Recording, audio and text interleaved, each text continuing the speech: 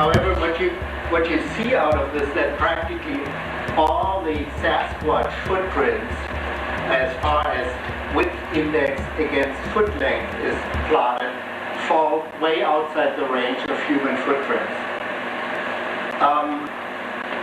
Here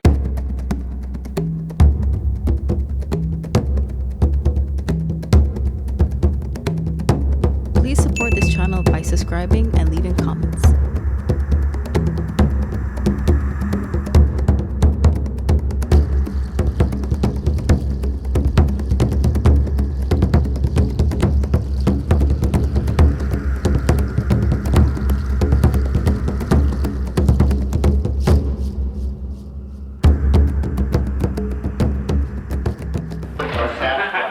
And they're at great pains to make me want to assure all listeners that I'm not using the taxpayers' money to work on a mythological beast, as it were. Okay. One thing that has struck me over the years as I've worked on this, that there are really no averages available, no reasonable norms to think about a Sasquatch. It's everybody for himself, and their opinions are largely determined what they particularly have been acquainted with and to whom they have talked. So I figured that any amount of data processing and a little statistics would go a long ways to sort of smoothen out those opinions.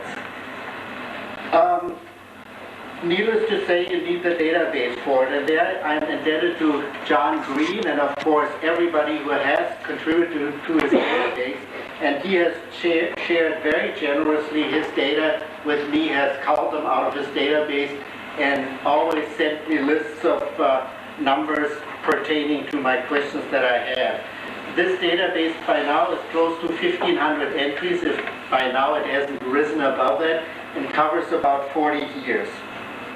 Now, I am by the very nature of statistics, am avoiding any individual reference. Statistics are, in a way, anonymous. So I want you to listen to a few sort of comments that I have to make concerning that. First of all the data by definition are hearsay. I mean, there's nothing really hard around anything.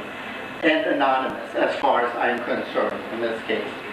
The decision of reliability then becomes a judgment call. It could be my judgment, somebody else's judgment. The judgment on reliability of a given witness is heavily influenced by your attitude toward humanity, whether you were brought up in Manhattan or in a little farm in Oregon. You're going to have a very different attitude as to how much you're going to get host. Some selectivity, of course, has to be present in all these data. So John Green has seen to it that he does not include Sasquatches that, let's say, disappear in a blue flash, or other totally absurd observations that contravene the laws of nature and physics. Once the data came to me, I included them without culling, because who am I to cull? If you cull the tops and the bottoms, let's say, of a widely scattered data set, what you're going to get in the end is my opinion and not what's out there. And who is to say that the extremes are not real? Because if we cut out the extremes everywhere, we're going to end up with a standard 6.5-foot Sasquatch or whatever, and it'll never vary from there.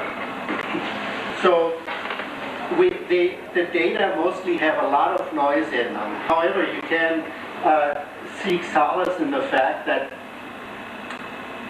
faking, hoaxing, is by nature a non-methodical device. You're going to throw in some data here and some data there, provided the database is large enough. That's just going to get scrubbed out in the wash of statistics, and you don't really have to worry all that much about it. Also, it is reassuring that a completely manufactured data set, which is what you'd have to assume if the Sasquatch was a fake or an imaginary animal, all the data would have to be manufactured. A manufactured set of footprints, let's say, collected or produced over 40 years would not give you a normal distribution or the distribution that you would associate with a living population. All the curve fits that I include in these, of course, they are computed curve fits. They're not just drawn in by hand. Red lines are always computed curves. Blue lines I've drawn in by hand, just so you know. The curve fits ought to be taken with a grain of salt, but fortunately they use the entire data set, so usually what comes out is a more conservative estimate than what you would probably be attempting to do by yourself, because the eye is heavily drawn by outliers, and statistics tend to ignore the outliers to some degree. And lastly, and most importantly, even if we had 3 whole dead Sasquatches lying here, we still wouldn't have population data. We would know about their anatomy and all this sort of stuff.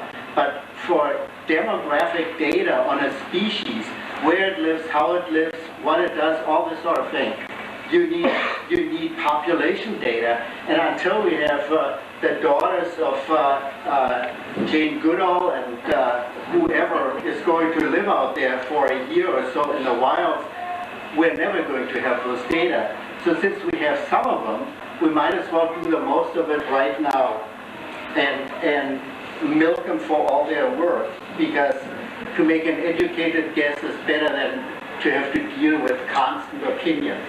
And of course, an opinion is easily fought. You simply tell the person he's an idiot. Okay. So we can start with the first slide. This is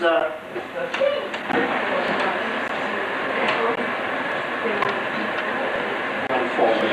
Okay, wait a minute. Oh, there. Okay. And then I put it in. Okay, as big as it gets. All right, this is perhaps the hardest set of data we have, namely footprints. They get measured in the cold light of day with a ruler, which is a heck of a lot better than any height measurements that I guessed. And there are about 155, 151 footprints right now.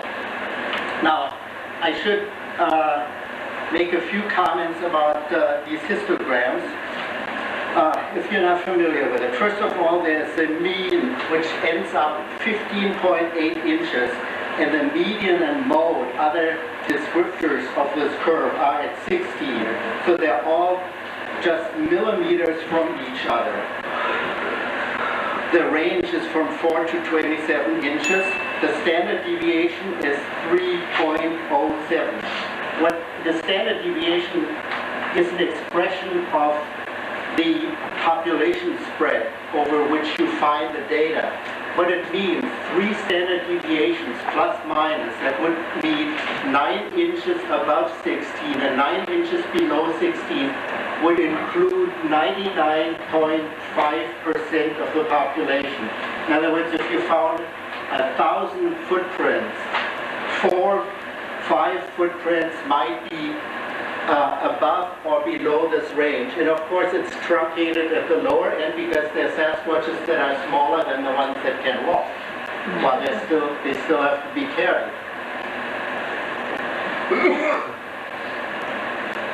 The standard error for the people who appreciate statistics is 0.131, which means it is so small that any future set of footprints, let's say you collected a second set of 500 footprints, there's an almost vanishingly small probability that the mean would fall elsewhere than this. So at this stage, it almost makes no difference if I throw more footprints into it than not. The other day I got a set of 50 footprints that I just experimentally combined with this. There was no difference. The standard error got a little bit smaller, the mean stayed the same, which is of course encouraging. You notice there is a skewness. It is minus 0.19. That is, the left side is loaded a little bit more than the right side. One generally explains that to the contribution of juveniles to a population of the curve that's primarily composed of adults. Lastly, there's the so-called kurtosis, the peakedness of the curve. In this case, the peakedness of the curve is slightly higher than normal distribution, which on the one hand is, that is the kurtosis, a 2-point-something value, is caused by relatively far outliers in this curve to either end. But secondly, what it implies is if you had a population of males and females that were far removed from each other, let's say you had a male curve here and a female curve here, if you combine those into a graph of that nature, it would depress the center peak rather than accentuate it as it is. So by implication, you can say that the male-female sexual differentiation, dimorphism, is not a particularly pronounced one. It probably exists, but it's not particularly pronounced. Okay, that is the length of the foot. Now we come to the foot width. You get a similar curve that looks quite reasonable, except it's skewed to the right. But that means oh, did I mention that the length? Yes, that was 16 absolutely on the button for all practical purposes, within a millimeter plus minus or so. The ball of the foot, the mean width is 7.3 inches, the median 7 inches. Again, everything falls together quite closely. It is skewed to the right, so that means there are presumably more wide feet than narrow feet as you look at the population. This is a sample of 387. Standard deviation is 1.65. All right. Now, when you can start doing slightly tricky things with this, you relate the width to the length. You divide the width by the length, and you get a so-called width index out of it, which, for example, companies like Nike use extensively in their research to find out how they have to build their shoes for males versus females. This is the sort of, first of all, a relationship of width to length. You can see just sort of eyeballing it that there is a propensity for the longer foot length to have higher width than is indicated by the overall regression line. You can, of course, use other computed lines, but when you use other computed lines, there theoretically should be a biological reason for doing it. And, of course, the growth of a foot, or the differential growth of a foot in width and length, is exposed to certain forces of the environment, namely the weight of the creature. So we can explore that a little further. Now, if you use that width index, the ratio of width divided by length, simply graph it out as a distribution. You see on the left side is simply the count. You get that sort of a distribution. The width index average is 0.46, which is astoundingly close to half the length is equal to the width of the foot, which is astounding. In man, the average is 0.39, so even the average here lies way above the human foot width. Not to mention the ordinary one, there's a great preponderance of white feet in them. Now, if you finally relate the width index to foot length, you can compare two people. The blue line is one that I extracted out of a little advertising brochure of Nike. I've been talking in addition with the director of research at Nike, and they do this sort of thing on a basis of an N of 1,000 routinely because they can throw money at an N of a fist, which I can't. However, what you see out of this, that practically all the Sasquatch footprints, as far as width index against foot length is plotted, fall way outside the range of human footprints. Here you see the first hint of the noise and scatter you can get in bio. First of all, it's reasonable that you're going to have scatter in a biological population in any case. The fact that it is decreasing, a sharply decreasing line in people, is that as your foot gets longer and longer, the width does not keep up with it. But as you saw a little while ago, the footprint of even these gigantic athletes, they become long and skinny.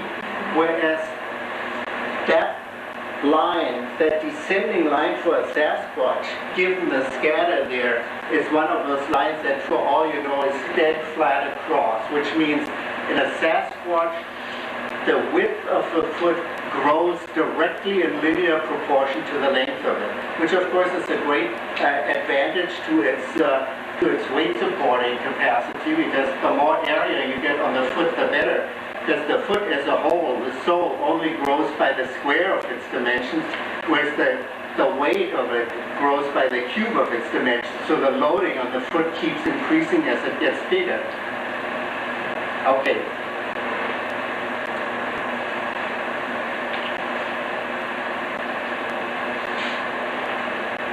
Now, there's still the heel width left, which has some importance because Robert Krantz did his best to derive weight of Sasquatches from heel width. Again, as biology goes, a very nice distribution, an N of 105. Range goes from 1.5 inches to 9 inches, and the mean is 4.9 inches.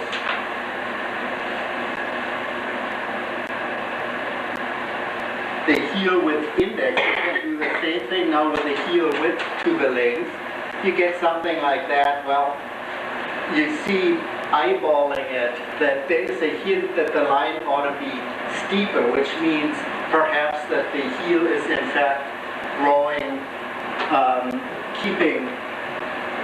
growing a little bit ahead of the length of the foot, but it's difficult to deal with that.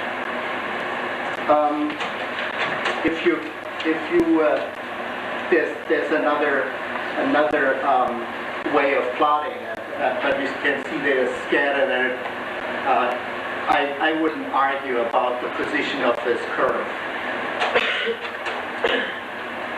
The index, the heel width index, that unfortunately I don't have for people, but it stands to reason that this is much wider than it would be in people too. And finally, something that I didn't want to even draw a line through, that's the heel index against the length of a foot. You would think, Robert Krantz wanted to derive the weight of them as a function of the width of the heel. But this graph shows that you really can't do it. It looks like a white scatter down the middle, and if you can compute any line through there, but its reliability would be very dubious. So we have to probably, for better or worse, discard the possibility of calculating a Sasquatch weight from its heel. Well, nevertheless, everybody is interested in heights and weight. So actually I can start pushing this one notch further.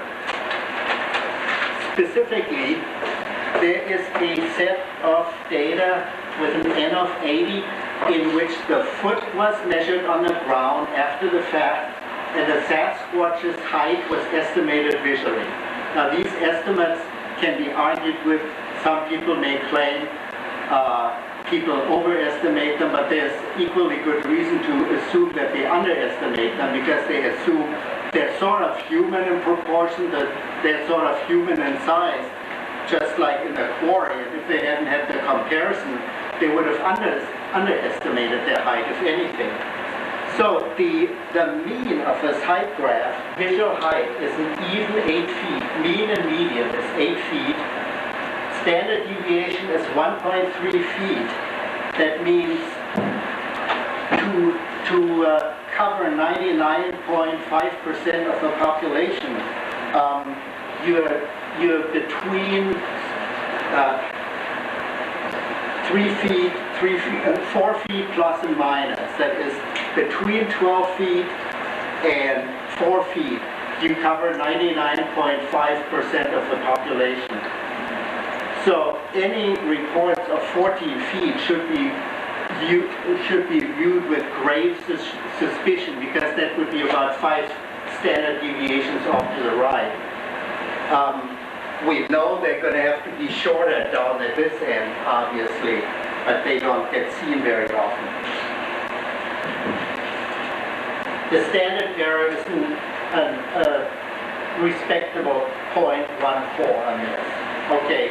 In other words, you can say 99.5% of the population is going to be shorter than 12 feet.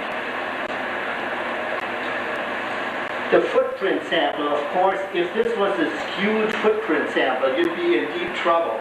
So I ran the same footprint sample against the master sample of 550. There was virtually no difference. It was half a centimeter greater, the length, the average length of it.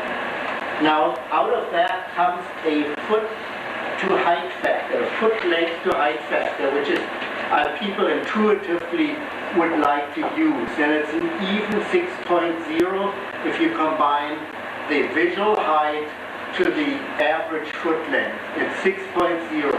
That is provided the creature has a 16-inch foot. It's going to be 8 feet tall. Now, fortunately, we have a second supportive value for that, and that is the Patterson Sasquatch, which has a 14.5-inch footprint and is 7 foot 3.5 inches tall as of the latest results, and that happens to be an exact 6.0 relationship also. So we do have for the first time, a concrete predictive relationship, at least for this mid-range. Now the question is, does that relationship apply to the full range of Sasquatches? So you plot the height index, which you can extract out of all these paired measurements, against the foot length.